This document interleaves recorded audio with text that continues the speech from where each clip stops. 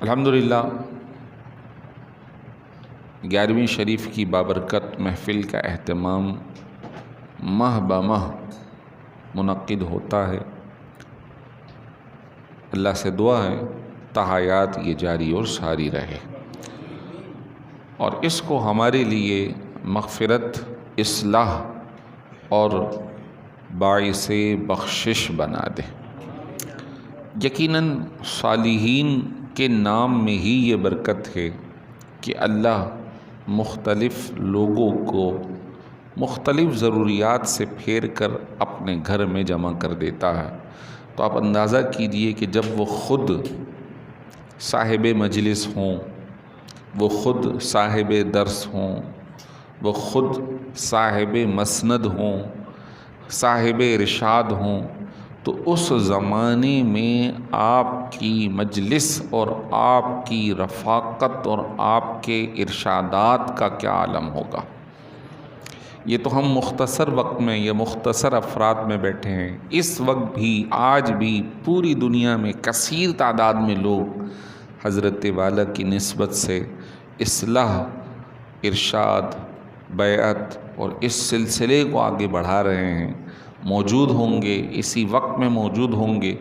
یہ سب اللہ تعالیٰ کی کرم نوازی ہے ان پر اور ان کے توسل سے اس امت پر کہ اللہ نے اپنے صالح بندوں کے صدقے ہم جیسے گناہگاروں کو اپنے گھر میں جوڑ دیا۔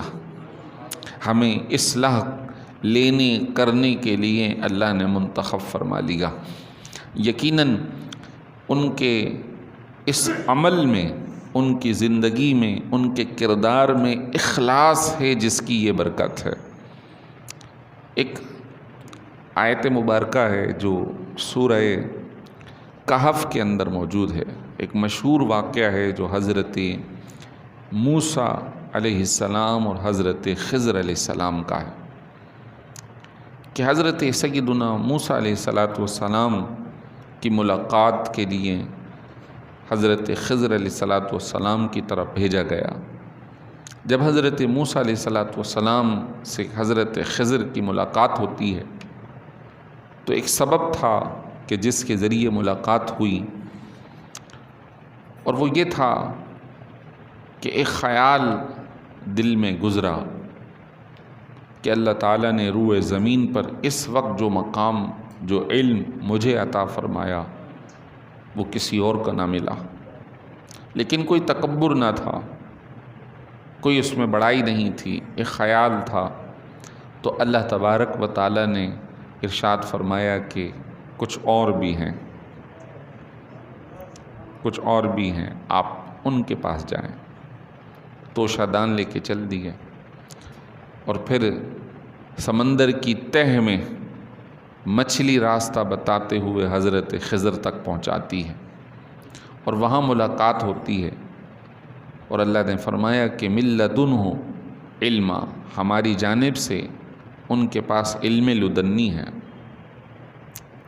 اب جب وہاں ملاقات ہوتی ہے تو فرماتے ہیں کہ وہ جو علم ہے تم مجھے عرض کی کہ کچھ ایسا ہے کہ جس پہ آپ شاید صبر نہ کر سکیں گے۔ وَكَيْفَ تَصْبِرُ، آپ کیسے صبر کریں گے؟ کچھ علم باطن کا ہوتا ہے، کچھ علم ظاہر کا ہوتا ہے۔ یقیناً مقام اور مرتبہ سیدنا موسیٰ علیہ السلام کا زیادہ ہے، آپ کا مرتبہ بلند ہے حضرت خضر کے مقابلے میں، لیکن کچھ علم ایسا تھا جو اللہ نے حضرت خضر کو عطا کیا تھا۔ حضرت موسیٰ علیہ السلام کیوں صبر نہ فرماتے؟ وجہ اس کی یہ تھی کہ آپ کو صاحب شریعت فرمایا ہے، آپ ظاہر میں کسی بھی چیز کی ایسی کیفیت کو دیکھیں کہ جو ظاہری احکام شرع کے خلاف ہو تو آپ کا یہ منصب ہے کہ آپ اسے ٹوکیں، روکیں، لیکن کیونکہ بھیجے گئے تھے کہا کہ ہم آپ کے ساتھ رہیں گے۔ ایک واقعہ، دو واقعہ اور تین واقعے رونما ہوئے۔ جو تیسرا واقعہ تھا اس کی طرف آ رہا ہوں کہ حضرت خضر علیہ السلام اور حضرت موسیٰ علیہ السلام ایک بستی میں گئے۔ یہ 16ویں پارے کی پہلی آیت ہے، اور اس کے بعد یہ واقعہ دوسری آیت سے شروع ہو رہا۔ جب شروع ہوا تو وہ یوں تھا کہ جب بستی میں گئے تو مسافر تھے، تو وہاں جا کر کہا کہ ہم مہمان ہیں، تم ہماری مہمان نوازی کرو۔ تو اہل بستی نے انہیں مہمان نوازی کرنے سے منع کر دیا۔ کچھ دور گئے تھے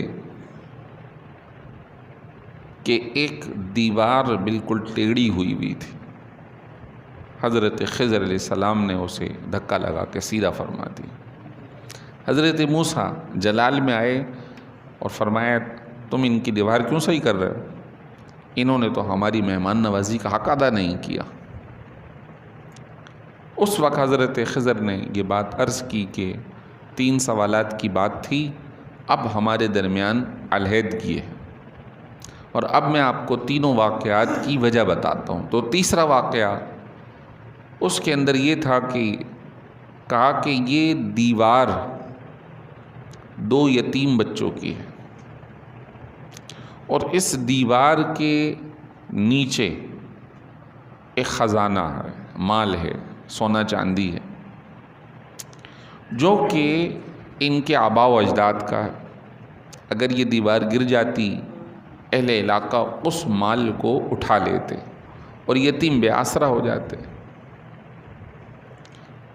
وَكَانَ أَبُوهُمَا صَالِحًا، اور وجہ اس کی یہ ہے کہ اس کے جد اعلیٰ میں ایک بہت ہی نیک اور پارسا آدمی تھا، جس کے سبب ہم نے ان بچوں پر مہربانی کی اور ان کی دیوار کو سیدھا کر دیا۔ تفسیر میں آتا ہے کہ ابوہما صالحا، وہ کون تھے جو صالح تھے؟ کہتے ہیں ان کے والد نہیں تھے، ان کے دادا بھی نہیں تھے، ان کے پردادا بھی نہیں تھے، 7ویں پشت میں تھے ایک نیک اور پارسا متقی آدمی۔ اللہ نے ان کی برکت سے 7ویں پشت کا جو خزانہ لٹنے جا رہا تھا، اللہ نے اسے محفوظ فرما دیا۔ صالحین کی برکت سے اللہ تبارک و تعالی مصیبتوں کو ٹال دیتا ہے، تکالیف کو دور فرما دیتا ہے۔ یہ قرآن میں ہے۔ فرمایا کہ یہ جو صالحین ہوتے ہیں، بہم یمترون بہم یرزقون، انہی کی وجہ سے اللہ رزق کو اتارتا ہے، زمینوں میں رزق کو پیدا فرماتا ہے، انہیں ملتا ہے، تو ان کے وسیلے سے جو غیر صالح لوگ ہیں اللہ انہیں بھی نواز دیتا ہے۔ ان پر بارش برسنا مقصود ہوتی ہے، ان پر رحمتیں اترتی ہیں، ان کے توسل سے دیگر دائیں بائیں لوگوں پر بھی بارش ہو جاتی ہے۔ صالحین یہ وہ لوگ ہیں جو اللہ کے منتخب چنیدہ لوگ ہیں، ان کے ساتھ اٹھنا بیٹھنا ذریعہ نجات ہے، ان کو ڈھونڈنا، ان سے ملنا۔ فرمایا کہ بظاہر اولیاء کو پہچاننا مشکل ہے، کیونکہ وہ تم ہی میں اٹھتے بیٹھتے ہیں، تم ہی میں چلتے پھرتے ہیں، لیکن جسے وہ میسر آ جائیں یقیناً یہ اس کے لیے خوش بختی ہے۔ بہت سارے لوگ یعنی صوفیہ ایسے بھی ہیں کہ جو اپنے آپ کو لوگوں سے دور رکھتے ہیں، اور بسا اوقات ایسا بھی ہوتا ہے کہ وہ اعمال ایسے ظاہر کرتے ہیں کہ جس سے لوگ ان کے قریب نہیں آتے، اور اس افرادی بحث و مباحثے سے دور وہ اللہ کے ذکر و فکر میں گزارتے ہیں۔ بڑے مشہور مجذوب حضرت بہلول دانا رحمۃ اللہ تعالیٰ علیہ، بنو عباس کے زمانے کے، ان کا نام دانا رکھا گیا، حالانکہ دانا کا مطلب عقل مند اور سمجھدار کے معنی میں ہے، اور اس وقت جو ان کی حالت تھی وہ یہ تھی کہ وہ مجنونانہ کیفیت تھی، بچوں کی طرح مٹی سے کھیل رہے ہیں، لکڑیوں سے کھیل رہے ہیں، کبھی ادھر کبھی ادھر لیٹے ہوئے ہیں، جیسے بچے ضد کر رہے ہوتے ہیں، مٹی سے گھر بنا رہے ہیں۔ بڑا مشہور واقعہ ہے کہ زبیدہ نے پوچھا کہ کیا کر رہے ہیں؟ جنت میں گھر بنا رہا ہوں۔ بیچیں گے؟ ہاں بیچوں گا۔ کیا قیمت ہے؟ 1 آنے 1 اشرفی۔ دے دیا۔ اب خواب دیکھتے ہیں دونوں میاں بیوی کے جنت کے اندر ایک بہترین محل ہے۔ پوچھا کس کا ہے؟ کہا زبیدہ کا ہے۔ کیسے مل گیا؟ بہلول نے دلوایا۔ صبح ہارون الرشید پہنچ گئے۔ بہلول وہ جو کل دیا تھا ایک ہمیں بھی بیچ دو۔ کیا قیمت ہے؟ پوری سلطنت ہے۔ کل تو 1 میں دیا تھا، وہ بنا دیکھے خریدا تھا، تم دیکھ کر آئے ہو۔ وہ ایسے بھی تھے کہ جو لوگ ان کو نہیں سمجھ پاتے تھے لیکن وہ اللہ والے تھے۔ جیسے ہی دور ہوئے وہ ذکر و فکر میں مصروف ہو گئے۔ سیدی غوث پاک رضی اللہ تعالیٰ عنہ کے ایک واقعہ آتا ہے، سیرت میں ہر کتاب میں تقریباً لکھا ہے کہ ایک روز جامع مسجد سے گھر کی طرف تشریف لے جا رہے تھے نماز پڑھا کر، ایک مرید آپ کے ساتھ ہے اور وہ دیکھتا ہے کہ نارملی حضرت جب بھی جا رہے آ رہے لوگ ان سے ملاقات کے لیے کوئی نہ کوئی آتا ہی رہتا ہے، چلتے پھرتے ملاقات ہوتے ہوتے گھر تک پہنچ جاتے، لیکن آج عجیب دن ہے، کوئی بندہ ملنے نہیں آ رہا۔ اب 2 منٹ گزرے، کوئی ادھر سے آیا، کوئی ادھر سے آیا، کوئی ادھر سے، اتنی کثیر تعداد ہو گئی کہ اسے دھکے پڑے اور وہ دور ہو گیا۔ اب وہاں پہنچ کے کہتا ہے یار اس سے پہلے تو پہلے ہی صحیح تھا، کم از کم میں حضرت کے ساتھ ساتھ تو چل رہا تھا۔ اب کچھ دیر گزری، لوگ ملاقاتی دائیں بائیں ہو گئے اور پھر یہ مل گیا، حتیٰ کہ گھر کو پہنچ گئے۔ اس کے بعد سیدی غوث پاک رحمۃ اللہ تعالیٰ علیہ نے اسے فرمایا کہ لوگوں کے قلب اللہ نے میرے ہاتھ میں رکھے ہوئے ہیں، جب چاہوں سمیٹ لوں اور جب چاہوں پھیلا دوں۔ یہ اللہ تعالیٰ نے اللہ والوں کو عطا کیا ہوا۔ اب یہ جو ہم مشہور زمانہ آپ کا قصیدہ غوثیہ شریف پڑھتے ہیں، اس کے اندر یہ جو باتیں ہیں، یہ جو میں نے ابھی آپ کے سامنے عرض کیا، یہ بیان خود آپ نے اپنے کلمات میں ارشاد یوں فرمایا ہے، بلاد اللہ ملکی، یہ اللہ کے جتنے شہر ہیں اللہ نے میری ملکیت میں عطا فرما دی ہیں، تحت حکمی، اور میرے حکم کے ماتحت ہیں، ووقتی قبل قلبی قد صفالی، اور میرا وقت مجھ سے بہت پہلے صاف تھا، یعنی کہ اس وقت کو بھی اللہ نے میرے تابع کر دیا۔ فرمایا نظر تو الی بلاد اللہ جمعاً، میں پوری سلطنت کو یا ملکوں کو ایک ساتھ دیکھتا ہوں، یہ ساری چیزیں میرے نگاہوں میں ہیں، کا خردلتن، ایسے ہیں جیسے ایک رائے کا دانہ ہوتا ہے، علی حکم اتصالی، اور اتصال کے حکم پر مجھے نظر آتے ہیں، یعنی سب چیزیں متصل ہیں اور میرے سامنے ہیں۔ اب بظاہر تو حضرت غوث پاک بغداد میں تشریف فرما ہیں، لیکن فرما یہ رہے ہیں کہ یہ ساری جگہیں میری نگاہ میں ہیں، میرے سامنے ہیں۔ آپ سمجھیں کہ کچھ چیزیں ہیں فزیکل، حسی، اور کچھ چیزیں ہیں غیر حسی۔ اس زمانے میں کیا آپ سائنسی ٹیکنالوجی کا انکار کر سکتے ہیں؟ جبکہ سیارے غیر مسلموں نے فلک جو ہمارے یہاں افق ہے یا فضا ہے اس میں بھیج رکھے، ایسی ایسی ٹیکنالوجی ہے جو انٹیلیجنس اداروں کے پاس ہے کہ وہ جہاں نشانہ ہٹ کرتے ہیں تو وہ بتاتے ہیں کہ اس کی ڈائریکشن اگر یہ ہے تو وہ دائیں سے اتنے فٹ دور ہے، بائیں سے اتنے فٹ دور ہے، فلاں علاقے میں ہے، فلاں جگہ پر ہے۔ حتیٰ کہ یہ بھی بات مشہور ہے کہ اگر ایک فٹ بال باہر رکھ دیں تو آپ کو انٹیلیجنس ادارے اپنے تمام ذرائع اور اثر و رسوخ کے ذریعے اس کا حجم اس کا کلر، اس کی گولائی ساری آپ کو بتا دیں گے۔ یہ چھوٹے ملکوں کے پاس انٹیلیجنس ہے، جو بڑے ملک ہیں ان کے پاس اس سے بھی زیادہ۔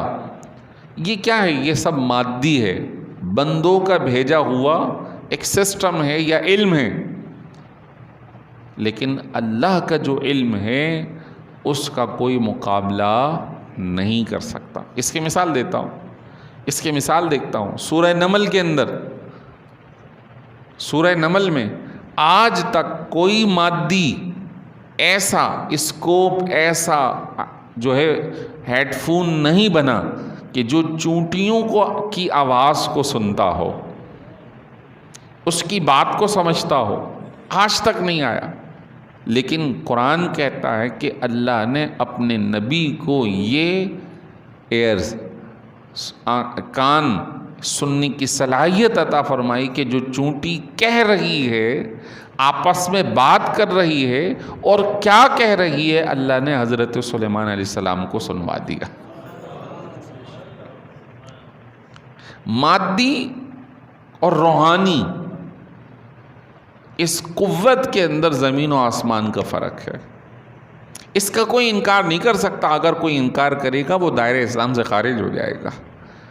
اسی سورہ نمل میں آپ ہی کے امتی کا تذکرہ ملتا ہے کہ جب پتہ چلا، ہدہد نے بتایا، جانور باتیں کر رہے ہیں، ہدہد آ کر بتاتا ہے کہ میں نے فلاں علاقے کے اندر دیکھا ایک پوری قوم ہے اور وہ سورج کو سجدہ کرتے ہیں، ان کی ایک ملکہ ہے، وہ ان پر بادشاہت کرتی ہے۔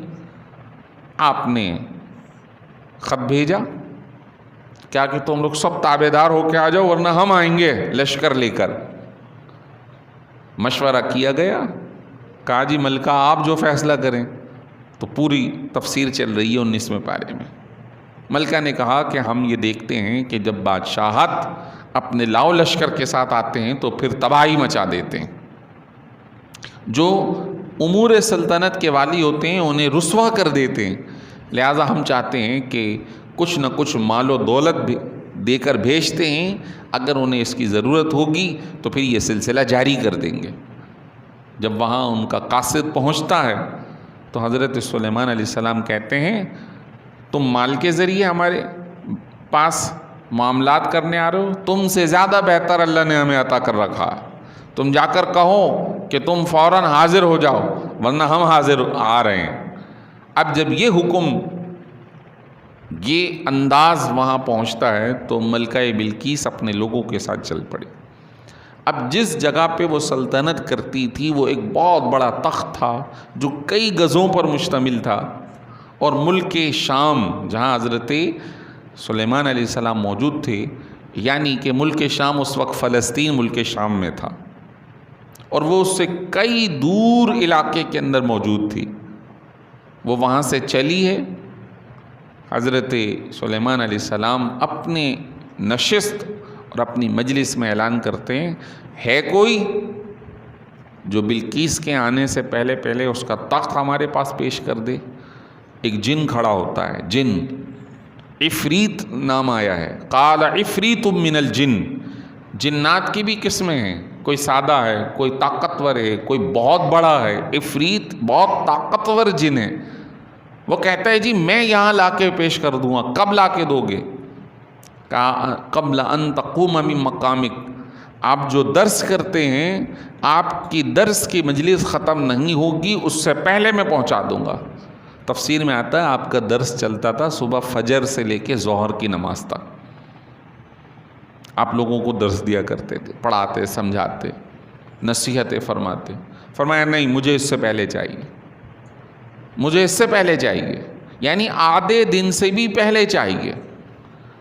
آپ کے امتی جن کا نام آصف بن برخیہ ہے وہ کھڑے ہوتے ہیں اور عرض کرتے ہیں حضور میں اس جن سے بھی پہلے لا کے دے دوں گا۔ کتنا پہلے؟ حضور بس آپ مجھے حکم دیں، آپ کی پلک بند ہو کے کھلے گی نہیں، اس سے پہلے پہنچا دوں گا۔ قال الذی عندہ علم من الکتاب انا آتیک بہ قبل ان یرتد الیک طرفک۔ اس نے کہا جس کے پاس کتاب کا علم تھا، کتاب کون سی؟ تورات۔ وہ تورات پڑھتے تھے، جس نے تورات پڑھی تھی اس پہ عمل کیا تھا، وہ کہنے لگا کہ میں آپ کے پلک جھپکنے سے پہلے لا دوں گا، اور جیسے ہی پلک جھپک کے کھولی وہ تخت جو ہے سامنے نظر آ رہا۔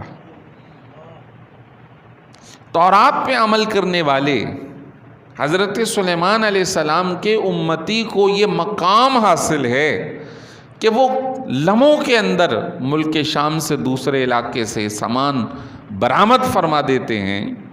یہ اللہ نے بہت بڑا مقام انہیں عطا فرمایا تھا، لیکن اللہ نے ہمارے نبی کو سارے نبیوں پہ فضیلت عطا فرمائی اور اس امت کے ولیوں کو سب پر فضیلت عطا فرمائی۔ تو حضرت سیدی غوث پاک فرماتے ہیں کہ نظرت الی بلاد اللہ جمعاً، میں سارے ملکوں پر نظر رکھتا ہوں، یہ اللہ تعالیٰ کی خصوصی عطا ہے، اور یہ ساری چیزیں مجھے رائے کے دانے کی طرح نظر آتی ہیں۔ یہ صالحین امت ہیں کہ اللہ نے یہ مقام عطا فرمایا ہے، اس کا انکار کوئی نہیں کر سکتا۔ اور یہ کیسے عطا ہوا؟ یہ خالص من فضل اللہ، اللہ کے فضل سے ہے۔ انہوں نے بھی یہی کہا تھا، ھذا من فضل ربی، یہ میرے رب کا فضل ہے۔ یہ آیت بڑی مشہور ہے، مختلف جگہوں پر گھروں پہ لکھی بھی ہوتی ہے۔ یہ حضرت آصف بن برخیہ کے الفاظ ہیں کہ جب انہوں نے وہ تخت جو ہے پہنچایا تھا حضرت سلیمان علیہ السلام کے سامنے، انہوں نے اللہ کے حکم پہ عمل کیا، اور اس کے بعد اللہ نے جو نعمت انہیں عطا فرمائی اس پہ انہوں نے کہا ھذا من فضل ربی۔ اس سے پتہ چلتا ہے کہ کسی بھی نعمت کے ملنے پر اپنی طاقت، اپنے مال، اپنی صلاحیت کا ڈھنڈورا نہیں پیٹنا چاہیے۔ صالحین کا طریقہ یہ ہے کہ جب کچھ ملے اس سب ملنے پر کہا جائے ھذا من فضل ربی، یہ تو میرے رب کا فضل ہے، میری کیا طاقت ہے، میری کیا صلاحیت ہے، میرا کیا ہنر ہے، یہ اللہ نے عطا فرما دیا۔ یہاں پہ یہ بھی ایک بات ہے، بہت سارے لوگ جو غلط کام کرتے ہیں، شرعاً غلط کام کرتے ہیں، اس پر بھی لوگ اس طرح کے کلمات کہتے ہیں۔ کلمات کہنا حرام ہے۔ مثلاً کوئی گانے والا ہے، اس کا کوئی گانا مشہور ہو گیا، وہ بڑا اللہ کا فضل ہے۔ کوئی فلم بنانے والا ہے، وہ کہتا ہے بڑا اللہ کا فضل ہے۔ کوئی اسی طرح حرام مال دھوکہ دہی کر کے اپنے گھر کو بنا لیتا ہے تو اس پہ تختی لگاتا ہے ھذا من فضل ربی۔ یہ ناجائز اور حرام ہے، یہ اللہ کا فضل نہیں ہے۔ آپ کو حرام ملا، اللہ اس سے راضی نہیں ہے، اللہ اس سے خوش نہیں ہے، لہذا حرام کاموں پر یا غلط کاموں پر یہ الفاظ کہنا درست نہیں ہے۔ لیکن کیونکہ لوگ لا علم ہیں، دین کا علم نہیں رکھتے، وہ دنیا کو ہی سب کچھ سمجھتے ہیں، دنیا کے سکسیس کو، کامیابی کو ہی سب کچھ سمجھتے ہیں۔ اصل میں دنیا کی کامیابی کچھ بھی نہیں، دنیا کی کامیابی کچھ بھی نہیں۔ ایسے ایسے جو کل تک صاحب مال تھے، صاحب حسن تھے، جب وہ مرتے ہیں تو لوگوں کے لیے عبرت کا نشان ہوتے ہیں، جب وہ جا رہے ہوتے ہیں تو عبرت کا نشان ہوتے ہیں۔ ایسے کئی لوگ ہیں کہ جن کا توتی بولا کرتا تھا، جن کی شہرت ہوا کرتی تھی، جب وہ مرے تو کوئی ان کو پوچھنے والا نہ تھا، کوئی انہیں کفن کرنے والا نہ تھا۔ لیکن یہ دیکھیے دونوں کا فرق کہ اللہ نے اپنے نیک لوگوں کے جانے کے باوجود ان کے نام میں برکت رکھی ہے کہ ہم سب جڑے ہوئے ہیں، اور ایک وہ ہے کہ جو جائے تو اس کو کوئی پوچھنے والا نہیں، کوئی دیکھنے والا نہیں۔ اللہ اکبر، یہ بات سمجھنے کی ہے، بات سمجھنے کی ہے۔ آج ایک موبائل پہ ایک چھوٹی سی تصویر دیکھی اور اس کے نیچے ایک تبصرہ لکھا کہ ایک مشہور ایکٹر کا انتقال ہو گیا لاہور میں۔ جب وہ کام کرتا تھا تو جو بنانے والے فلمیں ہیں اس کا نام ہوا کرتا تھا۔ اب جب وہ اس اسٹیج پر پہنچا تو لاہور کے جنرل ہاسپٹل میں لے جایا گیا، اس کو بیڈ تک نہ ملا، اس کو بیڈ تک نہ ملا۔ کوئی اس کا پرسان حال نہیں، اس کی آنکھیں کھلی ہوئی اور اس کو برین ہیمبریج ہوا، اس کا دماغ کام کرنا چھوڑ گیا، اور وہ کسی قریب المرگ کے پڑوس میں زبردستی لٹا کر اسے سانس دی جا رہی ہے۔ وہاں پر کسی نے خوب جملہ لکھا کہ نشان عبرت ہے یہ دنیا، کہ کل تک بڑے بڑے پوسٹر اس کے لگا کرتے تھے، لوگ اس کی فلمیں دیکھتے تھے، آج جب یہ اس نہج کو پہنچا تو یہ اس قدر عبرت کا مقام ہے کہ آج اسے کوئی دیکھنے والا نہیں، آج اسے لیٹنے کے لیے ایک بستر دستیاب نہیں، اور اس کو اس طرح موت آتی ہے کہ عبرت بن جاتا ہے معاملہ۔ یاد رکھیے کہ یہ دنیا عارضی ہے، یہ دنیا فانی ہے، یہ دنیا آنی جانے والی ہے، اصل کامیابی اللہ کے دین میں ہے۔ صالحین یہی بات ہمیں سمجھا گئے، صالحین اپنی زندگیوں کو اللہ کے حکم کے تابعدار بنا گئے۔ اگر چاہتے ہیں کہ میری نسل محفوظ رہے تو پھر حلال اور صحیح راستے کو ہی اختیار کرنا ہوگا۔ اگر مال درست ہوگا، عمل درست ہوں گے تو اگرچہ ہم چلے جائیں اللہ ساتویں پشت والے کو بھی بچا رہا ہوگا،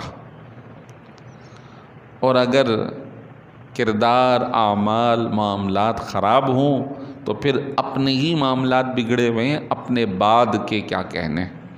ایسے کئی واقعات رونما ہیں، آپ بھی دیکھ چکے ہیں کہ ابھی دفناتے نہیں ہیں کہ اولاد مال پر لڑنا شروع کر دیتی ہے، ابھی دفناتے نہیں ہیں کہ گھر والے بڑھیا کی پیٹی کھنگالنا شروع کر دیتے ہیں کہ زیور کہاں چھوڑ کے گئی ہے، ابھی قبر پر پانی خشک نہ ہوا کہ لوگ آ کر کھڑے ہو گئے کہ ابا کی جائیداد فلاں کا میں وارث ہوں، فلاں کا میں وارث ہوں۔